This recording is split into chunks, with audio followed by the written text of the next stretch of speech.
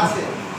আজকের প্রত্যেক পঞ্চায়েত সমিতিকে বলা হয়েছে অন্তত গণ্যমান্য ব্যক্তি 2-10 জন 5-7 জন সাথে দেখা, যারা বোঝে সমাজ সম্পর্কে, ভবিষ্যৎ সম্পর্কে বোঝে, সেরকম ব্যক্তিকে আনার কথা বলা হয়েছিল। আমাদের কিছু মেম্বাররা এখনো পর্যন্ত ঘুমোচ্ছে, ফোন করে ঘুমিয়ে পড়েছিল, সে একা এসে এখানে দুই-একজন বসে গিয়েছে। তাহলে এলাকার সচেতনতা হবে কি করে? মানে ছোট 14 বছর মেয়ে বিয়ে হচ্ছে, আমাদের 14-15 জন বলে গিয়েছে যে একটা মন্তব্য নিয়ে চলে এলাম, এলাকার সুশাসনটা প্রতিষ্ঠিত করে অনুরোধ করবো আজ থেকে আমরা এখানে শপথ নিয়ে যাবো, আমরা এই অপ্রিয় কাজে আমরা কেউ আর বাধা দেব না।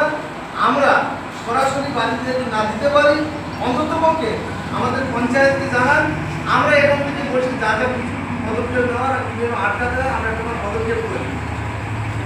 আমি আবার পাওয়ার কথা বলি, এই গত কয়েকদিন আগে মানে মাসখানি আগে দুটো মেয়ের দেখা শুরু একদম মানে দিদিনি 10-12 জনের লোকজন এসে খাওয়া দাওয়া করে বসে গেছে। আমরা সেখানে গিয়ে কি ব্যাপার তোমরা হালকা বয়সে মেয়ে এখানে দেখা শুনে এসেছে বলে সেখানে হাঁটা চাল্লা করে তাদের খাওয়া দাওয়া বন্ধ করে বাড়ি পাঠিয়ে দিই।